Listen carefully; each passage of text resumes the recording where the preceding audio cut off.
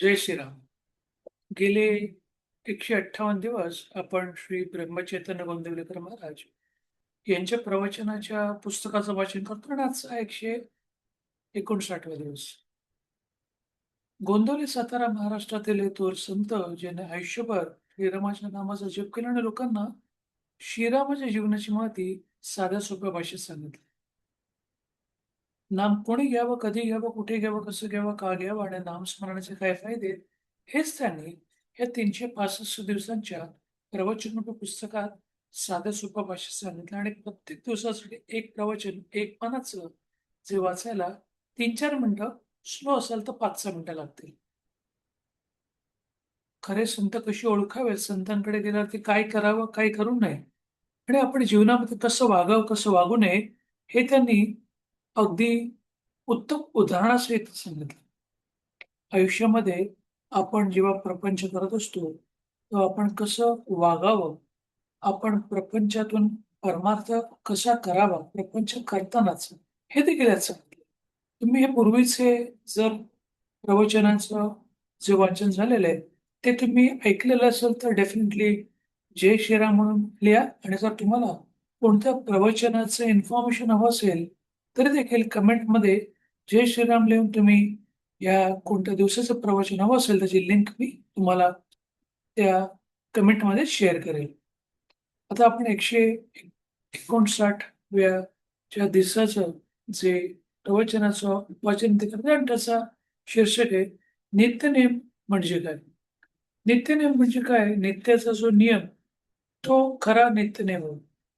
नित्य नेम जो कधीही बदलत नाही. याचा अर्थ जो पूर्ण शाश्वत आहे, तोच खरा नित्यनेम. म्हणून नित्य म्हणजे भगवंत समजावं. त्याचा नियम करायचा म्हणजे काय करायचं? नियम करणे याचा अर्थ नियमन करणे, निग्रह करणे, वश करून घेणे, स्वाधीन ठेवणे हवे. आपले मन भगवंताच्या स्वाधीन ठेवणं म्हणजे आपलं मन जे सगळीकडे जे फिरत असतं, चलबिचल असतं, ते त्याच्यासाठी किंवा त्याच्याकडे म्हणजे भगवंताकडे स्वाधीन करणं म्हणजे आपण त्याला नित्यनेम म्हणतो. त्याच्या ठिकाणी ठेवणे हा जो नियम ठेवणे यालाच नित्यनेम म्हणतात. आजच्या आपल्या मनाच्या अवस्थेमध्ये जे सर्वस्वी भगवंताच्या स्वाधीन करता येत नाही आणि देह हा जड, अश्वासन असल्यामुळे देहाने नित्य आणि शाश्वत अशा भगवंताचा नियम घडणे शक्य नाही. कारण आजकालची जी परिस्थिती झालेली ती जी बदललेली आहे.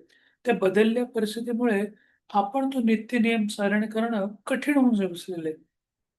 म्हणून देहाने घेता येत असून देहाच्या पलीकडे असणारे आणि सूक्ष्म असल्यामुळे भगवंताशी शाश्वत संबंध असणारे असे भगवंताचे नाम अखंड घेणे हाच आपला नित्यनेम आहे.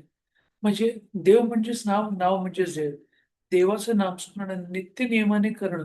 तुम्ही 1 मिनिटं घ्या, 1 माळ घ्या, 1 तास घ्या. सकाळ, दुपार, संध्याकाळ कधी घ्या. झोपायच्या अगोदर झोपेत उठल्यानंतर घ्या. प्रवास करताना घ्या, अंघोळ करताना घ्या. चालून, बसून, झोपून केव्हाही घेऊ शकता. फक्त त्याच वेळेला तो नित्य नियम असला पाहिजे, हेच महाराजांनी सांगितलेलं आहे. इतर सर्व गोष्टी शास्त्रांची बंधने, पोथी वगैरे वाचणे, इत्यादी नित्यकर्मे वगैरे पाळावे. म्हणजे आपले जे रिच्युअल्स आहेत, ते आपण करावेत. पण त्याचा हट्ट वा आग्रह असू नये. म्हणजे आपण जे कर्मकांडात अडकलेलो असतो, त्या कर्मकांडांपेक्षा सगळ्यात सोपं म्हणजे देवाचं नाम. कोणत्याही अवस्थेमध्ये भगवंताचं नाम मात्र सोडू नये. एवढाच हट्ट क्षम्य आहे. म्हणजे आपण कोणत्याही प्रकारचे कारण न देता रोज न चुकता नित्यनेमाने त्याचं नामस्मरण करावं. आता नामस्मरण तुम्ही कोणाचंही करू शकता. तुमचं कुलदेवी, तुमचं कुलदैवत, तुमचं इष्टदेव, तुमचं इष्टदैवत, तुमचा गुरु किंवा गुरूंनी सांगितलेल्या त्या व्यक्तीचं किंवा देवाचं नाव हे घेऊ शकता तुम्ही.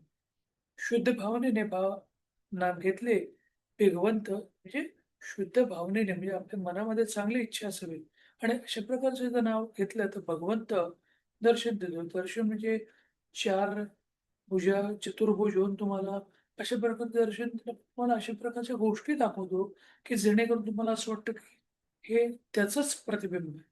शुद्ध भावनेने फळ फार मोठे आहे, म्हणजे शुद्ध भावनेचे फळ फार मोठे आहे. पुष्कळ वेळा गरीब आणि अशिक्षित लोकच हे बाबतीत श्रेष्ठ ठरतात. आपण नाम घेत जावे, नामाने भावना शुद्ध होत जाते.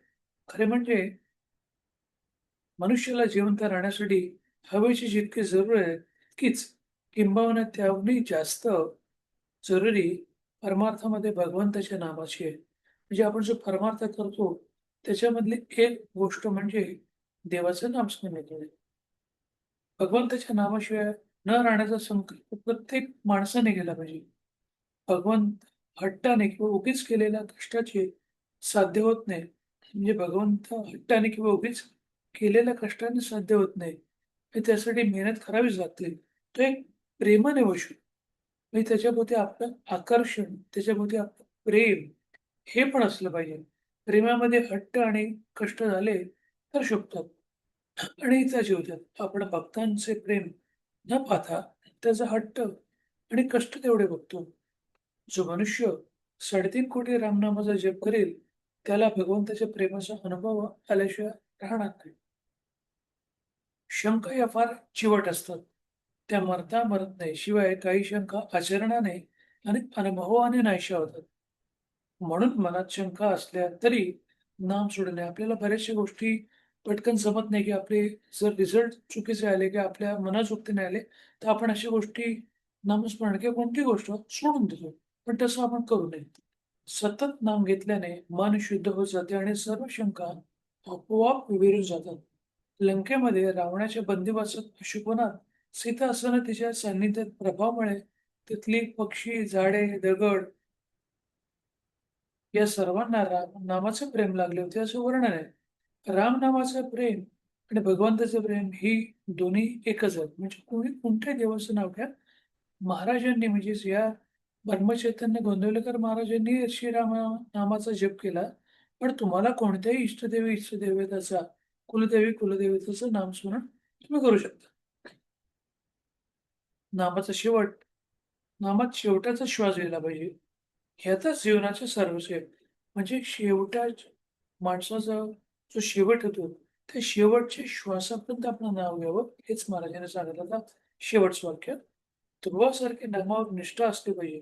प्रत्यक्ष भगवान समोर आले, तर त्याने नाम सोडले नाही. म्हणजे त्यांनी छान उदाहरण दिलेलं आहे ध्रुवाचं, की भगवंत कसा आहे त्याला माहीत नव्हता. त्याने सांगितलं, "मी आलेलो आहे." तरी पण त्याने विश्वास ठेवला नाही. त्याच्या नावावरती श्रद्धा होती. म्हणजे असा जो नित्यनेम करतो, त्याला देव भेटल्याशिवाय राहत नाही, हेच महाराज सांगतात. आता आपण 11व्याला श्रीरामाच्या नावाचा जप करूया. श्रीराम श्रीराम श्रीराम श्रीराम श्रीराम श्रीराम श्रीराम श्रीराम श्रीराम श्रीराम श्रीराम श्रीराम श्रीराम श्रीराम श्रीराम श्रीराम श्रीराम. धन्यवाद. हे 159व्या दिवसाचं जे प्रवचनाचं वाचन केलं, त्याचं तुम्ही श्रवण केल्याबद्दल तुमचे धन्यवाद. तुमचा उर्वरित दिवस हा असाच आनंदाचा, सुखाचा आणि आरोग्यपूर्ण जावो, हीच त्या श्रीरामचंद्र इच्छा व्यक्त करतो आणि थांबवतो. जय श्रीराम, जय श्रीराम, जय श्रीराम, जय श्रीराम.